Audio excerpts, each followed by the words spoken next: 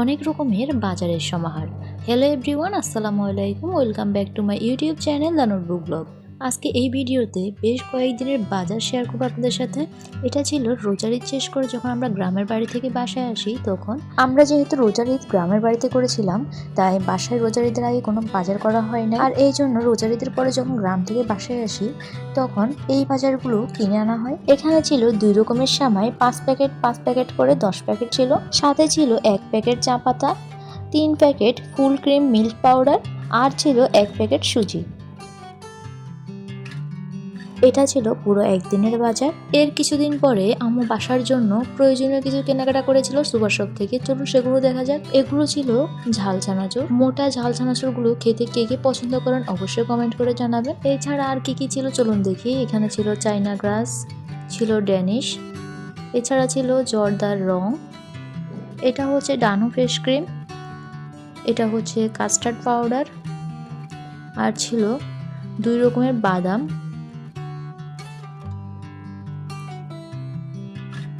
এটা ছিল সাকু, কিশমিশ। এগুলো ছাড়াও অল্প কিছু ফলের বাজার ছিল।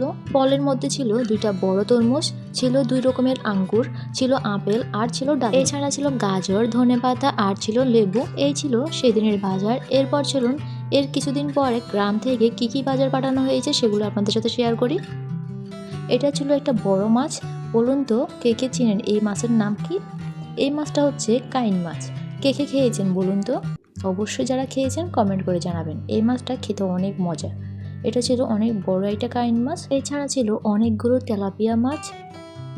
দেখুন কত বড় বড় তেলাপিয়া মাছ। এখানে বড় এবং মাঝারি সাইজের তেলাপিয়া মাছ ছিল।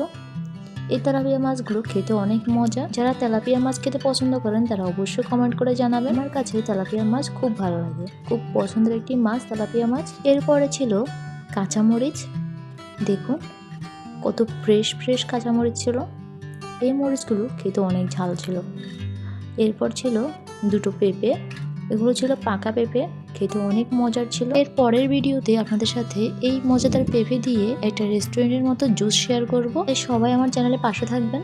যারা নতুন এখন আমার চ্যানেলটি সাবস্ক্রাইব করেন না তারা অবশ্যই আমার চ্যানেলটি সাবস্ক্রাইব করুন, চ্যানেলের পাশে থাকা বেল আইকনটি অন করে দিবেন। তাহলে পরবর্তী নতুন ভিডিওগুলো আপনারা খুব সহজেই দেখতে পারবেন। আর যারা সাবস্ক্রাইব করেছেন চ্যানেলের পাশে আছেন তাদেরকে অসংখ্য ধন্যবাদ। গ্রাম থেকে অনেকগুলো কাঁচা আম কিনে আনা হয়েছিল। এই আমগুলো মূলত আচার করার জন্যই কিনে আনা হয়েছে। চ্যানেলের পাশে থাকবে, কারণ সামনে এই আমগুলো দিয়ে মজার আমের আচারের রেসিপি আসতে চলছে। মজার আমের আচারের রেসিপি জানতে হলে অবশ্যই চ্যানেলের পাশে থাকতে হবে। তাই চ্যানেলটি সাবস্ক্রাইব করবেন এবং চ্যানেলের পাশে থাকা বেল আইকনটি অন করে দিবেন। তাহলে পরবর্তী ভিডিওগুলো আপনারা খুব সহজেই পেয়ে যাবেন। আর যারা সাবস্ক্রাইব করেছেন তাদেরকে অসংখ্য ধন্যবাদ। সবাই ভালো থাকবেন, সুস্থ থাকবেন। পুরো ভিডিওটি দেখার জন্য সবাইকে অসংখ্য ধন্যবাদ। আল্লাহ হাফেজ।